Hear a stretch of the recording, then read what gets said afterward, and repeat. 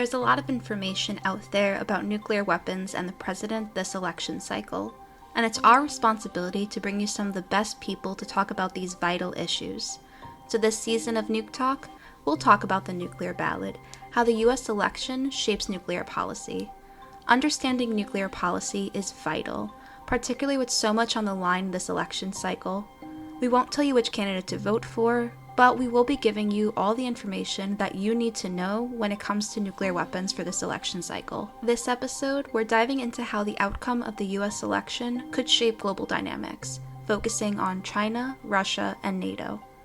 You might be wondering, how are these connected? Well, the US relationships with China, Russia, and NATO could undergo major shifts depending on what happens leading up to and after the election. Let's start with China. We've seen it rapidly modernize its nuclear arsenal, and how those in the US talk about China and its nuclear ambitions varies widely. Some see China as a direct adversary to the US, while others believe that China and Russia might leverage their combined nuclear capabilities to challenge American dominance. Next up is the US-Russia relationship. While neither are unaccustomed to an antagonistic relationship, think back to the Cold War era, things have become especially tense since Russia invaded Ukraine in 2022. Russian President Vladimir Putin has used Russia's extensive nuclear arsenal as a threat to deter foreign intervention in Ukraine. Meanwhile, the United States has provided significant military aid to Ukraine and financial aid, which has further strained ties between the US and Russia. Most recently, Russia announced it is changing its nuclear doctrine, adding another layer of uncertainty to the mix. And then there's NATO, the North Atlantic Treaty Organization. Established in 1949, NATO was created by the United States, Canada, and several other Western European countries to provide collective security against the then Soviet Union. It was the first peacetime military alliance that the United States joined outside the Western Hemisphere.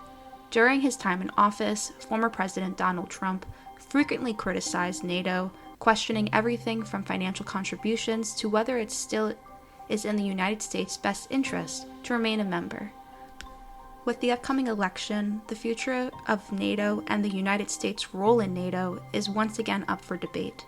So with all of this at stake, let's jump right into it and explore how this election could shape the future of US foreign policy towards China, Russia, and NATO.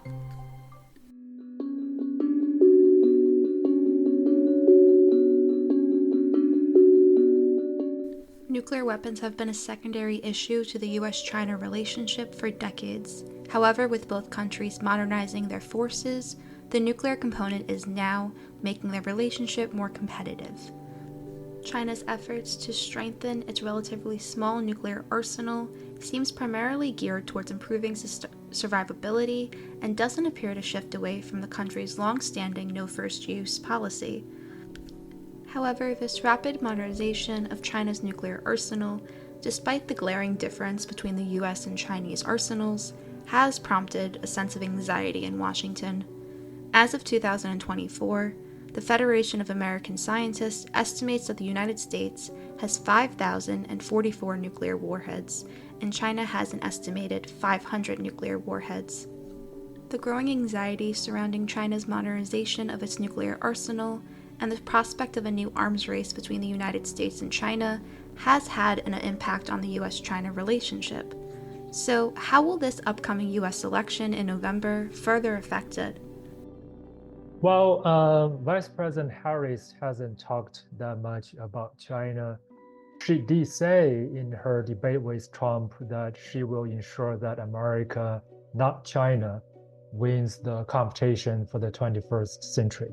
Her key advisors like Philip Gordon also mentioned that Harris has been part of President Biden's efforts to responsibly manage US-China competition. All of that, I think, implies continuity with the Biden administration's China policy, focusing very much on managing competition with China, try to cooperate with China when there are shared interests, but to compete when necessary. And Trump, on the other hand, mentioned China much more frequently, but often in a context of comparing external threats such as those from China, with internal threats that the United States faces. For example, I think in a rally in March, he said that US politicians are the greatest threat to the US, as opposed to external adversaries like China and Russia. The core issues between US and China, Trump continues his America first and transactional approach. He has demonstrated no strong position on issues like Taiwan. Actually, he said that Taiwan has stolen American semiconductor industry and has not given us anything. He also implied Taiwan is so much closer to China than to the United States. And this contrasts sharply with President Biden, who said repeatedly that if China invades Taiwan, the US will intervene. So if we also consider Trump's other open statements, like his recent comment that once he gets reelected, his first phone call would be to the Chinese president, Mr. Xi Jinping, and telling Xi that he must comply with the first phase of bilateral trade agreement that was reached during the first Trump administration. I think those again indicate a continued focus by Trump on more practical interests in a bilateral relationship. That was Dr. Tong Zhao, a senior research fellow at the Carnegie Endowment for International Peace. So how closely is China following this election to see what both candidates and their advisors are saying about the US-China relationship, as well as how it could be prompting their strategic decisions around their nuclear arsenal? Well, China has been following both candidates' statements on nuclear and security issues in general. But again, there is not much from Harris herself. So there is general expectations in Beijing that she might inherit Biden's approach on nuclear issues. And that's how I think Beijing is also thinking about its own future nuclear policy development. Despite Biden's relatively pro-arms control and pro-cooperative security approach, during his 4 years, this administration has not really changed China's threat perception on nuclear issues. The Nuclear Posture Review report of the Biden administration, for example, mentioned a tailored deterrence policy against China, forward deployment of strategic assets to regions close to China. It also mentioned a range of specific nuclear weapon platforms that would be relevant in a deterrence scenario against China. All of those were viewed very negatively in Beijing. And most recently, China is paying a lot of attention to the reported nuclear policy employment guideline, which reportedly puts much more emphasis on China's growing nuclear power. So against this background, there is evidence that China is committed to continuing its nuclear expansion. The recently concluded third plenum of the 20th Party Congress in July, the decision document of this very important political conference in China, said very explicitly that China will accelerate the development of strategic deterrent capabilities. I think, as my recent report on China's nuclear policy shows, China's nuclear policy is based more on the perceived overall American security policy in addition to a specific US nuclear policy. In this regard, perhaps a second Trump administration would adopt a tougher overall security policy towards China, which would influence Chinese thinking on nuclear policy. For example, it's very clear that Republicans are more committed to increasing US defense spending. They want to increase the GDP percentage of defense budget from today's a little more than 3% to perhaps 4%, or even higher, to match the minimum level during the Cold War. I think the Republicans are also more committed to deploying medium-range and intermediate-range missile systems, anti-ship missile systems in places near China. They are more supportive of regional allies, indigenous development of strategic capabilities, burden sharing. In that regard is key Trump policy emphasis. So South Korea, Japan, their indigenous strategic capabilities might grow. And here we have to consider the fact that the newly elected Japanese Prime Minister Ishiba, he is also stressing the importance of more symmetrical US-Japan alliance relationship, more emphasis on Japan's development of strategic capabilities. Specifically on nuclear issue, I think Trump would be more willing to fund US nuclear modernization program, despite the reported delays and difficulties. We might expect to see faster development of the silicon-N technology. Homeland missile defense is another major issue for China. During Trump's first administration, Trump made the public statement about defending U.S. homeland anytime from any place. I think that already caused the Chinese concern about more expensive homeland missile defense capability. There is also recent discussion by Republicans about establishing national missile defense system, a national dome for the U.S. territory. The increasing interest in base-based missile defense interceptors, I think, could cause Chinese concerns about its nuclear deterrence and also nuclear test. It's during the Trump first administration that senior officials talked about using nuclear test basically to sober China up. I think if Trump does that after potential re-election, China is likely to follow suit with its own nuclear test, and that will take us to really uncharted territory. Another aspect of uncharted territory is establishing bilateral arms control dialogue with the United States and China. This is something that the Biden administration has been working on. However, in July of 2024, China suspended dialogue on nuclear non-proliferation and arms control with the United States in protest against the U.S. selling arms to Taiwan. Given the fact that the current Chinese investment into strategic deterrent capabilities driven directly by commitment from the senior political leadership in Beijing, it is going to be hard to start deep and radical arms control cooperation with China. But I think the Biden administration has made some important progress. Biden officials have repeatedly invited China to discuss concrete risk reduction measures like missile launch pre-notification agreement and other similar proposals. Although China has not officially accepted such invitations to talk, such US efforts have already produced important results, because if we again look at the recent China's unprecedented launch of ICBM across the ocean, China actually provided pre-notification to US, Australia, New Zealand, France, and those major powers involved. So I think if Harris is going to inherit the White House after Biden, this should be how the new Harris administration measures success regarding arms control engagement with China. The political sensitivity makes it very unlikely that China will publicly accept invitations on high-profile arms control talks. China doesn't want to be seen as accept US proposals under pressure. But in practice, continued efforts to reach out, to talk, to persuade China are making a real impact on shaping and influencing China's thinking. China has gradually appreciated the benefits of missile launch notification, and that's what we have witnessed.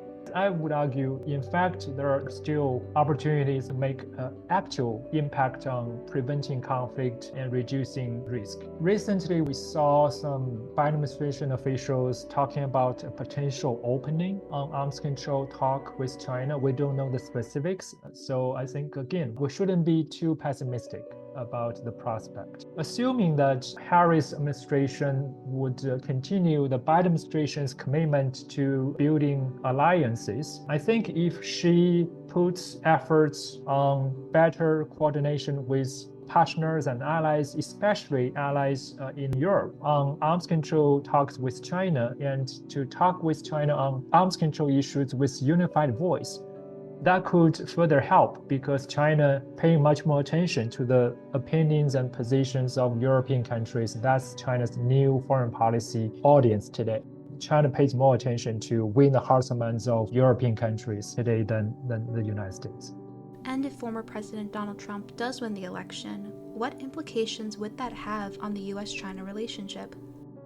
If Trump wins, of course, Trump might play his personal relations with Xi. The two leaders might mutually flatter each other, and Trump would at least try to maintain a good personal relationship despite the lack of substance. But there is one interesting development, which is Trump has shown an interest in avoiding major wars and especially nuclear conflicts. Right, this has been obvious since his first administration, and also his recent statements about nuclear weapons being the biggest threat to the United States more than anything else. So, in a counterintuitive way, perhaps given Trump's emphasis on personal relations with Xi and the importance of engaging China's leadership on such issues, perhaps there is opportunity to discuss nuclear risk reduction if Trump is reelected.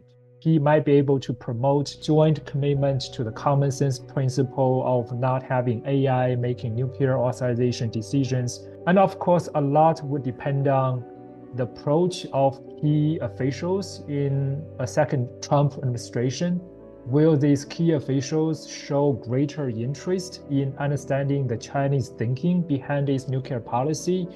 Or will they continue worst case scenario thinking about China, worrying about China seeking a bigger nuclear arsenal than the United States, developing disarming first strike capability against the United States, etc. Will key Trump administration officials complement their efforts to openly pressure China on arms control with a pragmatic private communication channel?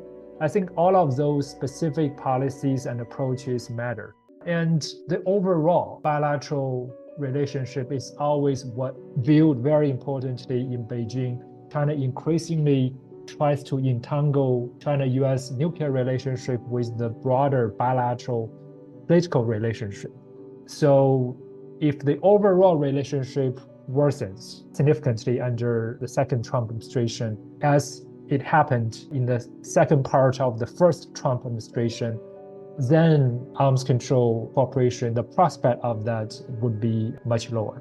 And how does the rhetoric about China in the United States impact the US-China relationship? Rethink Media recently released a media audit about the US news coverage of China's nuclear program. They included data from the Pew Research Center that found that about 4 in 10 Americans, 42%, say that China is an enemy of the United States. While this is fewer than the 50% who describe China as a competitor, but a slight increase from the 38% of Americans who described China as the enemy in 2023. Combine this data with rhetoric coming from government officials, both current and former, it's important that we ask the question about how this language is affecting the US-China relationship, and does this drive China's strategic decisions when it comes to their nuclear weapons program? I think there is a general lack of appreciation of the internal chaos in China's decision-making system. As the Chinese system becomes more centralized, secretive, insulated, and with China's own experts increasingly marginalized in internal deliberation process, there has been growing incoherence in China's own nuclear thinking. So China's nuclear expansion is unprecedented, but is it supported by a well thought out military nuclear strategy? Has China clearly defined its specific military goals for a much larger nuclear arsenal? Is China aiming to achieve nuclear parity or even to exceed that, to build an even larger nuclear arsenal than the United States, and then to achieve what specific military purposes? I don't think those issues are thoroughly debated or thought out in China's own system. But because the leadership has a strong interest in demonstrating strategic military power in the hope that this could somehow influence the overall US perception of balance of power and would compel the United States to show greater respect to China's core interests, those operational level issues are left unresolved. So I think part of the threat inflation is a result of American lack of appreciation of the internal chaos and incoherence. And it runs the risk of losing sight on the potential opportunity to influence the development of China's future nuclear policy by engaging and talking with China. And also it runs the risk of developing countermeasures in a way that is too rash and doesn't fully consider how the countermeasures might be perceived in Beijing and might feed into the Chinese paranoia and produce counterproductive results in terms of undermining the US deterrence by further reinforcing the Chinese determination to further invest in its nuclear capabilities. My biggest concern in terms of China's overall relationship with US vis-a-vis European countries, this is again another example of how specific nuclear and security issues interacts with China's overall threat perception and China's understanding of the overall bilateral relationship. China has basically convinced itself that the US is determined to contain China and slow down China's development through disrupting China's development and threatening China's internal stability. It represents a deep concern in China about its regime security, its ability to protect core national interests, but then it also fuels China's ambition. Because given the Chinese conviction that US is determined to contain China, so the only way from the Beijing's perspective out of this is to further demonstrate China's strategic power, because that's what will eventually convince the United States to give up on the futile policy of containment. It will have to accept China as a reasoned power and deal with China accordingly. So that's how insecurity about regime, about core national interests actually fuels China's ambition to grow and demonstrate power. And as a result, China is turning its diplomatic focus on other countries, Europe, global South countries, in the hope that it can win, it can continue cooperation with these countries to fill the gap left by a worsened US-China relationship. And these countries would help balance perceived US hostility against China and would continue providing China with necessary investments, high technologies, etc. That would be crucial for China's sustainable economic development and long-term competitiveness vis-a-vis the United States. In terms of language, describing the US and China as engaged in, quote, great power competition or, quote, strategic competition could have negative consequences, as it could exacerbate mutual strategic distrust and threat inflation, as well as encourage arms racing, undermining our goal of US nuclear restraint or constructive diplomacy with China. You can learn more about the importance of language when discussing the US-China relationship at rethinkmedia.org. So, given all of this and how the media has portrayed the relationship between China and Russia as something akin to an axis against the United States, how does the individual relationships that the United States has with both China and Russia influence the relationship between China and Russia?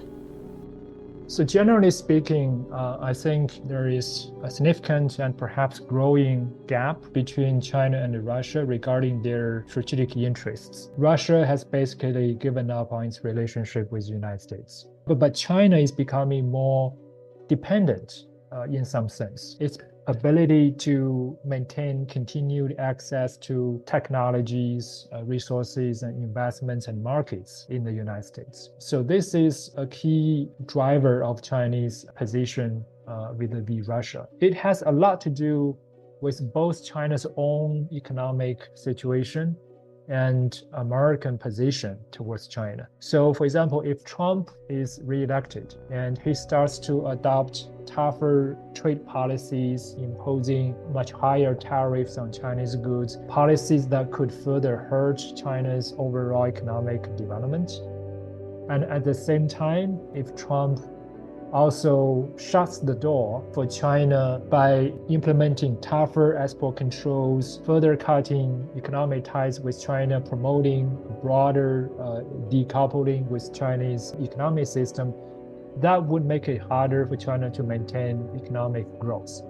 So the results of these two developments would then, I think, force China to seek other options. Of course, Europe and other global South countries would be a key part of this alternative option for China, but Russia would also be part of strengthened China's economic relationship with the rest of the world. And this is going to be more likely if Trump administration also seeks to mend ties with Putin, as a result of which there would be lower consequences for China to strengthen its cooperation with Russia. Harris, on the other hand, if she inherits the approach of the current Biden administration, she might encourage a more balanced China's policy towards Russia because she might continue isolating Russia, which raises China's cost of working with Russia. And at the same time, she might allow more economic cooperation with China,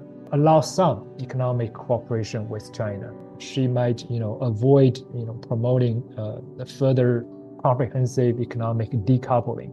So those would work as positive inducements. And by the way, I think this is also China's preferred approach.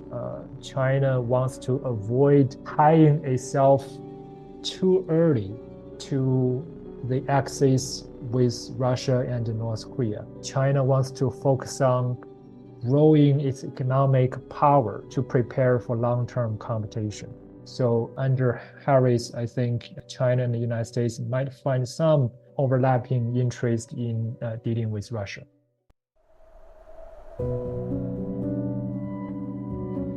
Russia and the United States have a long and complex relationship, especially when you factor in the nuclear component, which is a major part of their dynamic. In the Cold War, both countries engaged in an arms race.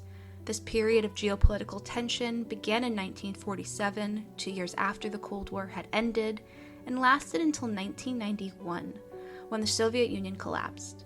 Although the two competed on many fronts during that time, the nuclear component remains especially relevant today. It was during that time that their arsenal skyrocketed from just 3,000 warheads in 1955 to over 60,000 warheads by the late 1980s. We saw the threat of nuclear use during the Cuban Missile Crisis in 1962, and now decades later, the relationship between the two largest nuclear weapon states remains tense. So how has Russia's war in Ukraine, the US support to Ukraine, and the upcoming US election impacted this relationship? And what prompted Russia to recently change their nuclear doctrine? To help us learn more, we are joined by friend of the podcast, Kimberly St. Julian Varnon. She is a doctoral candidate in Soviet history at the University of Pennsylvania. President Vladimir Putin has announced that they have changed, him and his Security Council essentially have changed Russia's nuclear doctrine. And so the previous doctrine was really more focused on an aggressive country and alliance. So countries that are aggressive towards Russia, particularly nuclear countries that are aggressive towards Russia, or nuclearized alliances that are aggressive towards Russia, then Russia would consider using its nuclear arsenal. But in particular, the idea was it was only in the situation in which there was an existential threat to the Russian state. So that was what we had previously. A couple of weeks ago, Putin decided he was going to announce the new nuclear doctrine, which is much more aggressive than the previous nuclear doctrine. So essentially, Putin has said that an attack from a non-nuclear country, such as Ukraine, that is backed by a nuclear country or a nuclear alliance will be considered a joint attack. And not just on Russia, this also includes Belarus. If a non-nuclear country attacks Belarus and it's backed by a nuclearized country or alliance, it's a joint attack. This is much more aggressive. This is a much more aggressive posture for Russia than we've seen earlier. And so, we also have to think about the situation in which Russia has been nuclearly saber-rattling since the beginning of its latest conflict with Ukraine. He has been threatening to use nukes since February 2022, and this is a constant worry for NATO and other Western allies of Ukraine. And that is why we see them kind of limiting what Ukraine can do and where Ukraine can attack Russian forces because of this present threat. So the threat has increased because now we see a much more aggressive posture. And of course, I think that the timing and the election are critical to this. It has to be, particularly because, one, Putin has always paid attention to American politics. I think a lot of people don't understand just how in tune Russia's always been to American domestic politics and foreign policy. Both the election coming up in the next month, as well as you have wavering and differing relationships with Russia. The GOP under Trump has been much more friendly to Russia than the Biden administration and what we could presume a Harris administration would be. So I think that's also signaling and kind of ramping up the pressure because he's anticipating the election. But also another big thing is we have some pretty big meetings coming up and changes that have happened in NATO. The NATO Secretary General changed on October 1st, and now we have Mark Rutte, the former PM of the Netherlands, who has been a staunch supporter of Ukraine since the beginning of this conflict. He is now the Secretary General, and the first day of his new job, he is supporting Ukraine, right? So I think we have that kind of pressure. We have the United States elections coming up. You also have the large EU Parliament meetings coming up in October. So I think these kind of international political developments are influencing why Putin has increased the pressure in terms of more aggressive stance on nuclear use. Does Russia-China relations become more strategic in light of the upcoming US election and the differing views but held by each candidate? So Russia and China, I'm a Soviet historian, so I'm always fascinated by the idea of Russia and China being best friends after the Sino-Soviet split. So, I mean, Putin and Xi Jinping, the Chinese president, I think some key issues and ideas that kind of bring them together are they both are very much opposed to the idea of a unipolar world led by the United States and Western Europe. They have that in common, they share that, but also in terms of the strategic things that they're working on, they also have trump cards that they get to use together in terms of geopolitics, particularly in the UN Security Council. Russia and China work hand in hand in terms of thwarting US and German and French policy and British policy, but also in this idea of creating a bipolar world or a tripolar world with Russia and China. The war in Ukraine has really helped them to strengthen that relationship. But also, I think an important thing to note is Russia is more dependent on China than China is on Russia. Because of the incredible use of Western sanctions against Russia, particularly on Russian oil and gas, Russia's needed to fill the gap of the hundreds of billions of dollars that are not being spent by Western Europe on Russian oil and gas, and that's going primarily to China and India. So that's one element of this is economic dependence. Russia needs China to buy its oil and gas, but also Russia is also dependent on China for a lot of imports because it can no longer import multiple types of electronic goods from the United States, from the West. It's getting those from China, and we'll see those elements in terms of the drones and different and various things that Russia's using in Ukraine. Those are being imported from China or Iran. So in terms of the strategic relationship, Russia has pivoted towards the East because the West has made it a pariah, but also China has been very strategic in terms of what it uses from Russia. It can ship its electric cars to Russia because the United States and other Western countries have put a 100% tariff on Chinese electric vehicles, but also they can bring in Russian oil and gas. But China's really in a position of strength, I think, because where else can Russia sell its oil and gas? China is not dependent on Russian markets. They work well together. They're trade partners, but I believe Russia's only China's sixth biggest trade partner. And China still wants to work on and develop and increase its trade relationships with the West. So in that situation, I think that China's really the big brother in terms of the friendship of the peoples. China's definitely the big brother in this situation. And I think that as we look towards the election, once again, it depends on who wins, right? Because the Trump administration, it would be a very tricky situation because the GOP under Trump was very anti-China. And so you have the situation of if Trump wins and you have a Trump administration and a Trump-led Congress, you could see more tariffs and more negative economic policies towards China, but friendlier relationships with Russia. And that could bring tension to the Russo-Chinese relationship. On the flip side, if we have a Harris administration, we could probably expect more of the status quo in terms of continued sanctions on Russia. But also I could see trying to leverage more of that trade relationship with China to add more pressure onto Russia to end the war. So you could see it once again, so much is in the air depending on two vastly different outcomes of the election. But I would think that China is in a much better and stronger spot in terms of election outcome than Russia would be.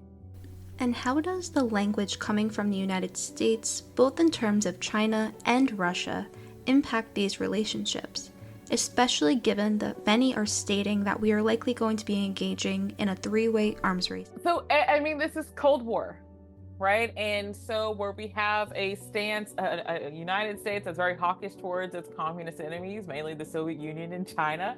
Now we're in 2024, where you have a hawkish stance against the capitalist Russian Federation and the amalgam that is Xi Jinping's China. And so I mean, that's a nightmare scenario, China and Russia coming together to nuke the United States. I think it's pretty unrealistic because, I mean, this is the whole point of capitalism, right? It's the power of the market. And so China very much needs access to Western markets. I've been reading some reports about some economic downturns in China because they're having overproduction. They need to get these products out, right? They need to be exporting as much as they can. And so what benefit would China have from becoming a pariah to the West like Russia has been? We see it, right? Russia is completely dependent on India and China right now for exporting natural resources like oil and gas. It has been trying to develop a relationship with the global South, but the global South is not necessarily interested in being, commanded by Russia. And so we have to kind of think about that element, right? We have to think about how all of these pieces fit together. And so I think the rhetoric from the United States, I think it could lend itself more towards a closer Russia-China relationship, but I don't think it's necessarily a determining factor in how China's going to behave towards Russia. And I think that's a key thing is China might be close to Russia, but China may not be best friends with Russia, right? It's, keep your friends close and your enemies closer. I mean, China and Russia still share an incredibly long border. They also have divergent interests. I mean, they're fighting against each other for influence throughout sub-Saharan Africa. You also have access to natural resources in Africa that both countries depend on. But also, I mean, a key thing is if push comes to shove and the West does relinquish a little bit of the hawkish nature towards China, it really influences and engages China better to produce more and export more to the United States and to Western Europe. So I think that we have to keep in mind the benefits of the market and the pressure of the economic markets that'll help China not be so close to Russia. But I just think historically, just because you're pushed into a corner with someone doesn't mean you're going to always work with them. That's the Russo-Chinese relationship in a nutshell. And in what ways are Russian policies, whether that be foreign, domestic, or nuclear, influenced by external factors? As I've always said, Putin is not an irrational actor. He is not a dumb man. He's incredibly intelligent. And this is something we saw back to the Soviet period. Russia and the Soviet Union, they've always been in tune to and in touch to American domestic politics because they influence global policy. And so when it comes to Russia's stance and Russia's posturing, but also the election, Putin understands that there is a limit to the amount of attention and money that the West will spend on Ukraine. He's counting on it. He's counting on war fatigue. But he also realizes there are economic impacts of this war, but also you have cost of living crises in Great Britain. You have issues with immigration and refugees throughout Western Europe, and in the United States, you have increasing pressure on the middle class, and you have he knows all of these different things that are happening domestically in these countries are going to impact the amount of money and attention they're willing to spend on supporting Ukraine. I was reading the BBC yesterday, there's fatigue for donations for Ukraine. And this is just volunteerism, but also in the United States, as we saw in the vice presidential debates and recent conversations with vice presidential candidate J.D. Vance, the GOP in the United States is very much interested in ending the war. And Trump has promised that if he's elected, the war will be over in 24 hours. And that means forcing Ukraine to make huge territorial concessions to Russia. Putin's aware of this. And he's always been aware of that. And I think we have to remember he's had 10 years to see how the West would respond to his invasion, his first invasion in 2014, the illegal Russian occupation of Crimea and areas of Luhansk and Donetsk. And that set us up for this mass invasion, right? And so I think he's counting on a lot of domestic issues, but also he's paying attention. You've seen in Austria in the past week, they've the far right party, I think it's the Austrian Freedom Party, they have gained not a majority of the votes, but they're going to have to create a coalition government, and they're staunchly ending the war. They're pro-ending the war in Ukraine. right? So you have these various far-right groups that have gained influence in national politics in various EU countries, but also been elected to EU Parliament, that are going to also help to disrupt support for Ukraine. Putin is aware of all this. And so I think that what he's counting on is enough disruption in the EU Parliament, but also if there is a Trump presidency, the war will end, and he knows that. And so a shorter and closer into the war means Russia gets to keep its territorial gains, and he understands that. And so when we think about this election and its outcomes, it's not just domestic politics, it's also talking about Ukraine losing 20% of its territory, and that's how much Russia is occupied. How might the upcoming US election and its outcome affect the ongoing war in Ukraine and overall security in Europe? This is particularly important given the significant level of support that the US has provided Ukraine since the invasion began in 2022, as well as the potential threats that this conflict and its nuclear implications could pose for the entirety of Europe. I think this is a key thing, and this is when I talk about kind of the hierarchies within Europe. And so if the United States pulls its military and financial support for Ukraine, it is catastrophic. And so since 2016, NATO member countries outside the United States have really been focused on increasing their defense spending, particularly contributions to NATO, because Trump constantly said he was interested in pulling the United States out because Europe wasn't, paying its part of the bill. So in terms of the benefit of that is Europe has started paying the bill, but the bill is still mostly American, right? And so that's one aspect of NATO, but also in terms of Ukrainian aid, the United States is still providing the overwhelming majority of aid to Ukraine. I think we have spent, I was looking at the numbers, and it's something like we've given like over 50 billion in total so far, and that's more than all the other countries combined, right? And so that's one element. It is catastrophic in terms of there's little military support. So for example, when we had the holdup to aid to Ukraine in early 2024, because of the GOP and the Congress were holding up the bill, Ukraine went without weapons for months, right? And we saw Russia make territorial gains, but also this was already promised to Ukraine, right? So just that holdup in weaponry, not only couldn't Ukraine really fight as well against Russia, European weapons manufacturers couldn't fill in the gap left by the lack of American weaponry. So those few months early in 2024 show us, how critical United States aid is. In terms of the threat, the greater threat to Europe, I think this is when we have to think about history and being realistic. And this is kind of a pessimistic view. So if Ukraine does lose American support, and I'm thinking this is both United States aid, but also United States support in NATO, they would have to sign an agreement with Russia. The Ukraine is already, it's a tough war, and Zelensky's talked about just how tough the next few months are going to be.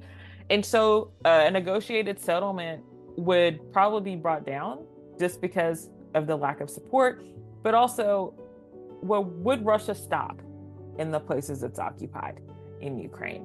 Russia couldn't hold Western Ukraine. Russia's never really controlled or been influential in Western Ukraine. But Eastern and Southern Ukraine, that's also, the Donbass, the mining, the rich parts of Ukraine are what he's interested in. But the question is, would he go for Poland? Would he go for Estonia, Latvia, Lithuania? I don't necessarily think he would. I don't think he has as much interest in that, because Ukraine is central to his kind of tripartite idea of a united Eastern Slavic brotherhood of Belarus, Ukraine, and Russia. So that's one thing culturally I don't think he's interested in. But also I think the precedent would be important.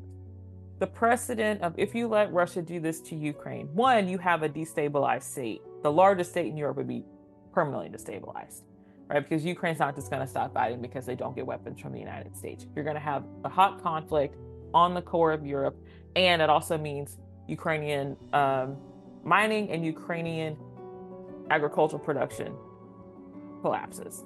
That's going to impact the European economic market. So you have far-reaching impacts, but I don't necessarily seeing it being now Germany has to worry about Russia invading. I don't think that's a reasonable kind of expectation. But I do think having the largest state in Europe being occupied and still having a conflict and being unstable is a detriment to European interests. Rising extremism is a growing concern in both Europe and the United States. With the upcoming election possibly leading to either a Trump or Harris victory, we could see increased extremism in the United States that might influence extremism abroad. How could this affect the global and European nuclear landscape, especially given the concentration of nuclear-armed states and weapons storage in Europe? It is terrifying. So I think if you understand the whole point of mutually assured destruction, it's supposed to mean you have rational actors who understand that the use of nuclear weapons means the end of humanity. However, now that we have this, this rising extremism, I mean, it could go either way. And I think in terms of the rising extremism that we see in the United States, but also throughout Europe, it's also very isolationist in terms of not just not supporting Ukraine, but also kicking out refugees, ending asylum. So you have this push towards isolationism, but also I think what that push towards isolationism means what happens when or if the conflict in Ukraine spills outside of Ukraine, right? What happens then? Or with Russia's new nuclear doctrine, what happens if you do have a situation where a NATO country is now going toe-to-toe to Russia? Isolationism in NATO don't work. Those are mutually exclusive propositions. And so I think that's one concern is what is the impact of a turn towards isolationism when conflict comes to your door? But also, I think a lot of people in general do not think about the use of nuclear weapons because it's always been an impossibility for us. Right. And so we have to start thinking now, especially like Russia has these tactical nuclear missiles that it can use. And the radioactive fallout's not, what we saw in duck and cover in the 1950s and 60s in the Cold War. So we have to start thinking about and make the public in general more aware of the different types of nuclear missiles and weapons that are out and about. And it is terrifying how those could be used and abused, but also to reinforce the huge negative implications for humanity if those weapons are used. No matter if you are liberal, conservative, fascist, socialist, like the whole world ends. So, that's a unifying principle. So I think I think we're going to have to see some open and frank conversations about nuclear capabilities, and particularly in the United States. This just isn't a conversation we're having, and it needs to be a conversation we're having.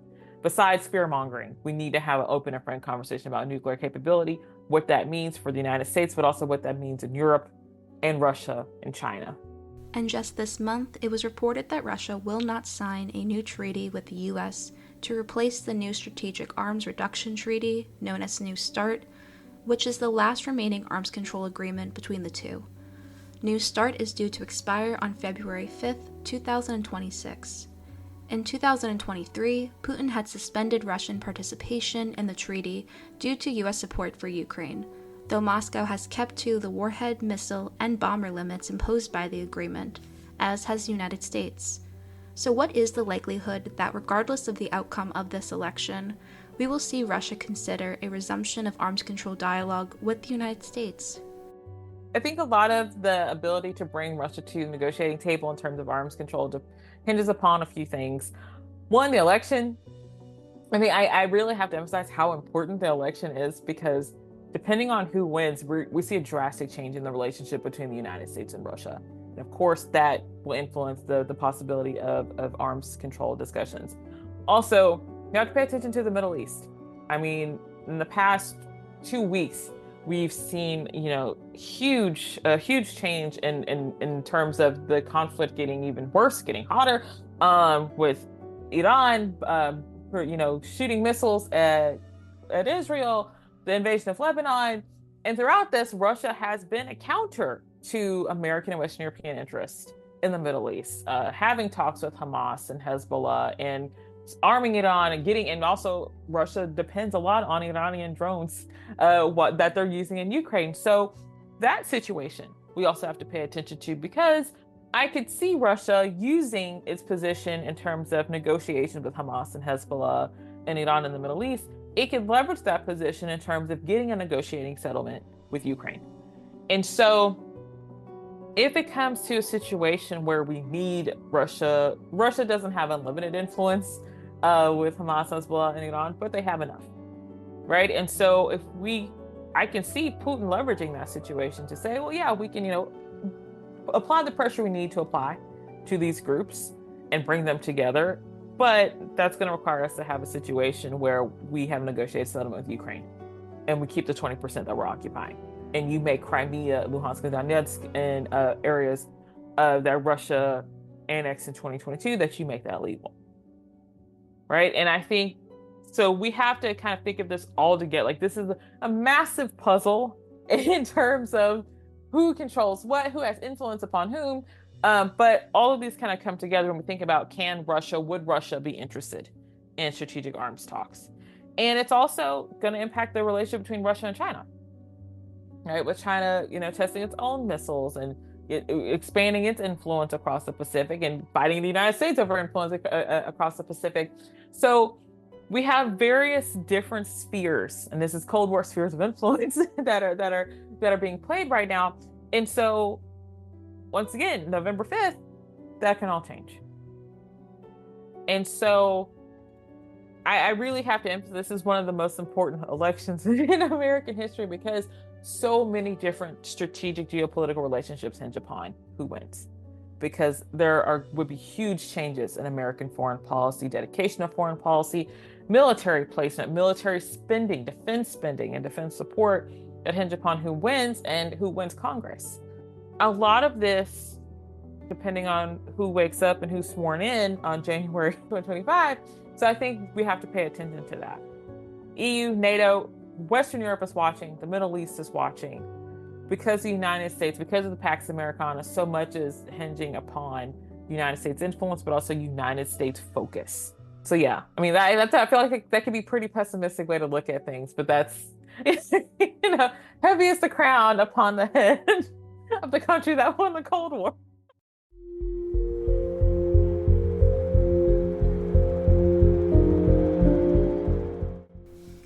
The North Atlantic Treaty Organization, best known by its acronym NATO, was established in 1949 to counter the threat of the Soviet Union expanding its control into other parts of Europe. And the alliance has gotten a lot of media coverage in recent years. Former President Donald Trump was openly critical of the alliance and called on members to increase their defense spending. To add to that, after Russia invaded Ukraine in 2022, NATO and allies have been providing unprecedented levels of support to Ukraine. We also saw the ascension of Finland and Sweden into the alliance. Today we are joined by Dr. Marian Messmer, a senior research fellow in the International Security Program at Chatham House, to help us shed light on these possible ramifications of the U.S. relationship with NATO. European NATO member states are looking really carefully to the US at the moment and following the election really closely, because some of them are incredibly concerned about what a second Trump presidency might mean, both for their own security as well as for the alliance as a whole, and also for Ukraine's prospects in the ongoing war with Russia. And in part, that is because Trump, during his first presidency, came in quite hot during a NATO meeting and sort of went completely off script. A lot of his colleagues and supporters or aides who were with him didn't even necessarily expect him to do this, but he essentially really honed in on the 2% goal of defense spending. So NATO has this defense spending goal, which is that each NATO member state should spend at least 2% of their GDP on defense in order to contribute to the alliance. But this is something that is essentially voluntary, which has become a lot more serious, and a lot of NATO member states meet or exceed this goal now that the Russian invasion of Ukraine has been ongoing for over 2 years. But at the time when he essentially criticized NATO member states for not meeting that goal, it was something that definitely wasn't mandatory, and even though it had been discussed as a goal for a long time, it seemed like he had kind of misunderstood the point of the alliance. He didn't really seem to see it as a voluntary association of member states that are committed to each other's defense, but he seemed to see it as a kind of club that you have to pay into in order to get your security benefits out of. And so he seemed quite furious that a lot of member states, in his views, weren't meeting this spending minimum.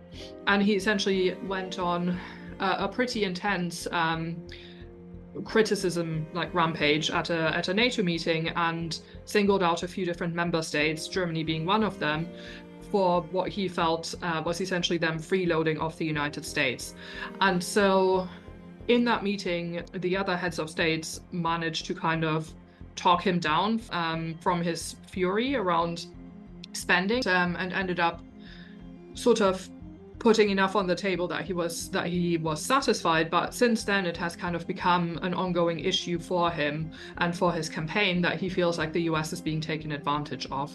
So for a lot of European NATO members, this has raised a lot of concerns around whether the US would remain committed to NATO, whether the US would actually remain an alliance member under another Trump presidency, and whether all of the US's security guarantees to Europe would remain as strong as they currently are and have been for a long time if there was to be another Trump presidency. So for those reasons, I think a lot of European member states are a little concerned about what's going to happen in November. President Biden and his administration have worked to reassure member states about the U.S. commitment to NATO. So how might Vice President Harris' stance influence U.S.-NATO relations depending on the outcome of the election? I think there are a few general trends in US foreign and security policy that probably have already been there, at least since the Obama presidency. So that's something that a lot of European NATO member states perhaps haven't been wanting to see, but kind of need to see, even if Vice President Harris was to be the successful candidate in November. Just because the US is very clearly very focused on the Pacific now as well. The security policy discussion in the US seems to focus more and more on China. And so a lot of European states are really used to the sort of post-World War II norm of the US focusing on Europe, caring a lot about Europe. But it seems to me that a lot of the cultural reasons as for why that might have been, which is to say that a lot of Americans might still remember their European ancestry or might, have strong ties to that. That's something that's sort of changing both demographically. There are basically the European waves of immigration to the US are sort of further receding, but also as the US is facing new challenges. And so even though I think that President Harris would be a lot more sympathetic towards NATO allies and would be a lot more reassuring and a lot more supportive, there is, I think, a general trend here of the US also focusing on other challenges. And a lot of European NATO member states have begun to really wake up to that due to the Trump presidency. So I think if Vice President Harris was to be the successful candidate, then that probably would be a much more productive process whereby European states can focus on what they want to do with European security and how they can carry perhaps some of the burden that the US is currently carrying in terms of European security and defense.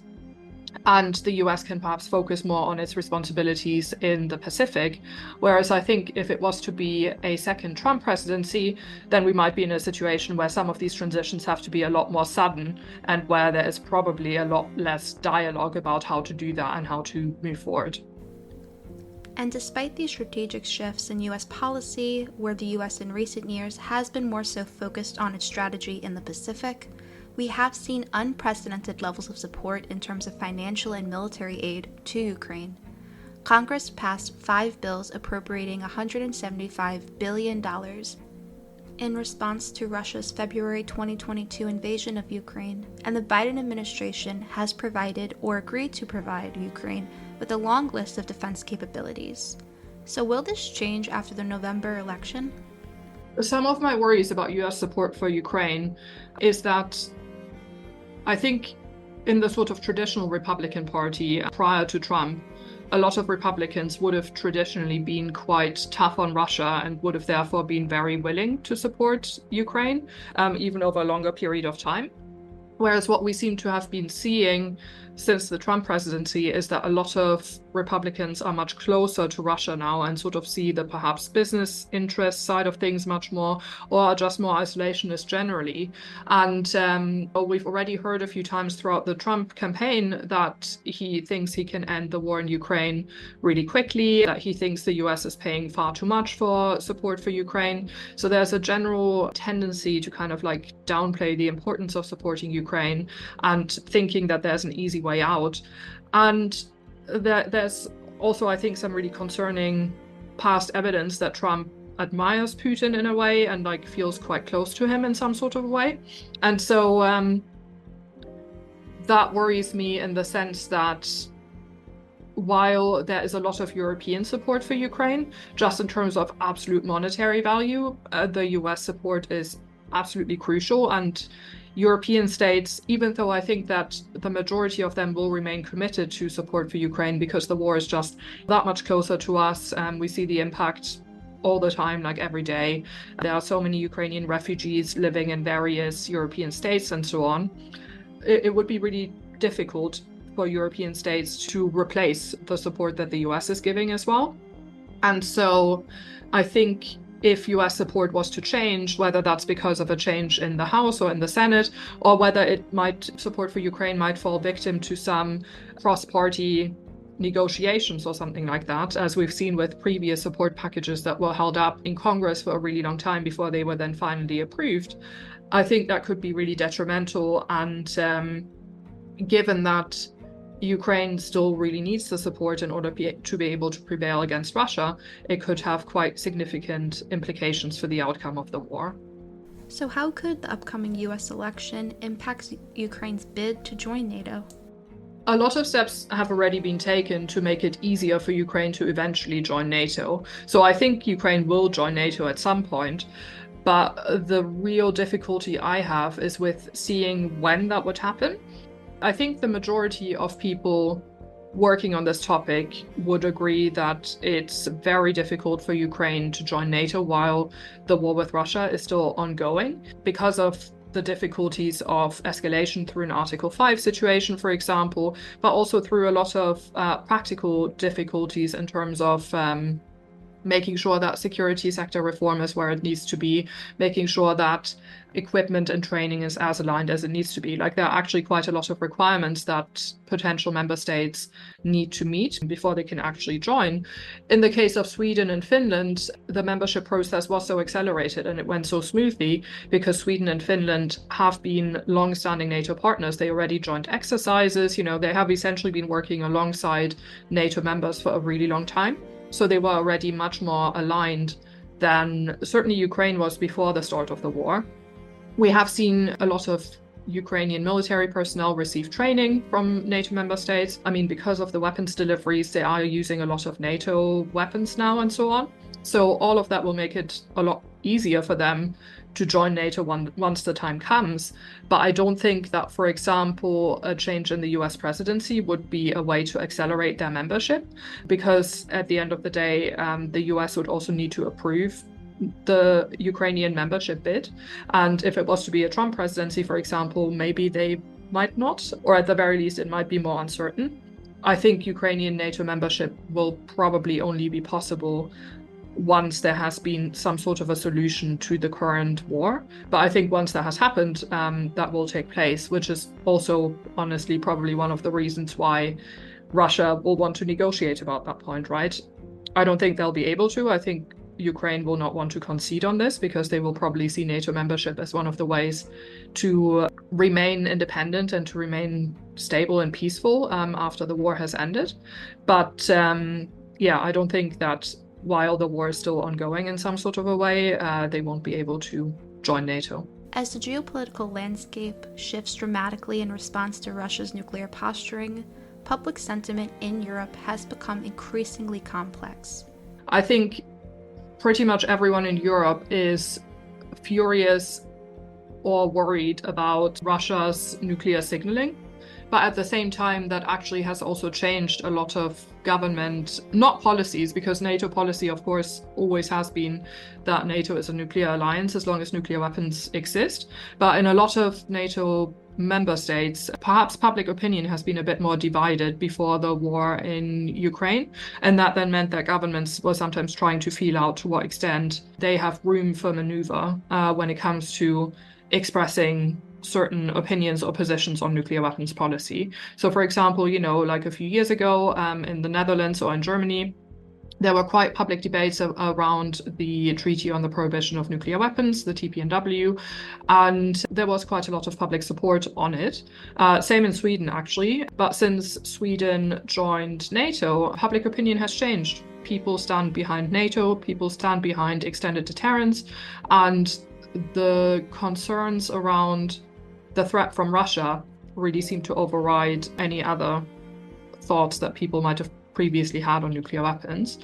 That said, I wouldn't necessarily equate that with wanting other nuclear norms to loosen as well. So I think people are worried about Russia's nuclear threats, but people are also worried about the potential of nuclear testing, right? So I don't think that Europeans would welcome, like, let's say, a US nuclear test, for example. I think people would be extremely worried that this might be a nuclear escalation.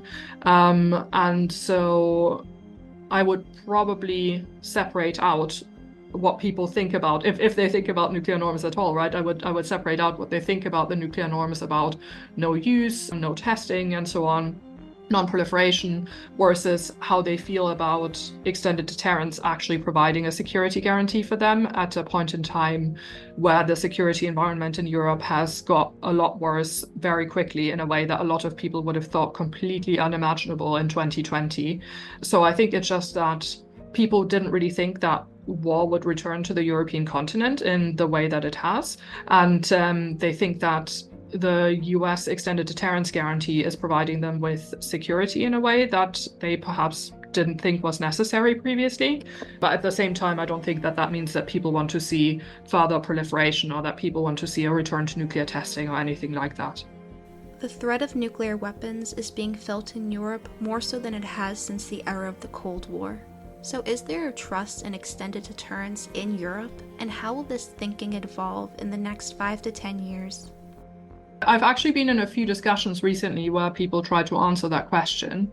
I mean, a lot of that, unfortunately, will depend on the outcome of the next US presidential election and how the US continues to position itself. The US has been an incredibly reliable ally and has been incredibly reassuring generally when it comes to extended deterrence and providing security guarantees to allies. So I think as long as that continues, people will continue to have faith in that guarantee. There have been some discussions in Europe about something like a European nuclear deterrent, etc. I don't think those discussions are entirely serious, in the sense that I don't think it's necessarily realistic to believe that any European state would proliferate anytime soon. I think this is more something that people are exploring because they're worried, because maybe they are only just getting back in the habit of thinking about nuclear weapons. But that said, maybe things would be different if anything was to happen to NATO extended deterrence. And I mean, there have been discussions about other configurations about a NATO nuclear umbrella, whether, for example, the UK and France could step up and provide that extended deterrence. I think there are a range of other complicating factors with that. For example, France not having provided its nuclear weapons to NATO for decades, right? Like France has its nuclear weapons just for its own national purposes, even though it is a NATO member state. But I think there are some other options that could be considered before we go all the way to a European state, leaving the NPT and acquiring its own nuclear weapons capability, which I don't think is something that any European government would want to consider at the moment or in a 5-year time horizon. Like, I think things would have to become a lot more dire before anyone would consider that, because I think the big issue with that is, and the same is true for our Pacific allies, you just can't do that in isolation. Like, if you were to do that, you wreck the NPT, you wreck the non-proliferation norm, and then you will have other states that will also want to acquire nuclear weapons. You then are in a position where actually your security will probably decrease drastically, because then you have a whole range of other states that will also want to acquire nuclear capabilities. And a world with more nuclear weapons really isn't a safer world. Nuclear weapons do not exist in isolation. So what ramifications would be felt in Europe if the United States were to resume nuclear testing, something that was referenced by a former Trump official, and what would that signal to nuclear and non-nuclear states? Russia has already said that as soon as the US tests nuclear weapons, they would do so again. I mean, a nuclear test is not just a nuclear test. It is also a demonstration of nuclear might in a way, rather than just a test of capabilities or like a technical test of whether something functions in the way that it's meant to.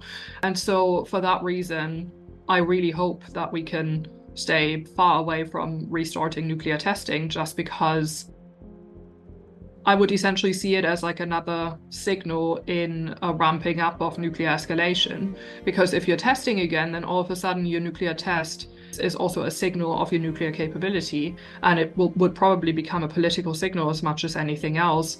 And then it's only a small step from there to consider the next escalation in a way.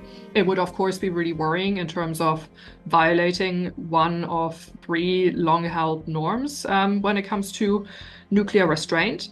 And so I wouldn't want to see testing happening again from that perspective.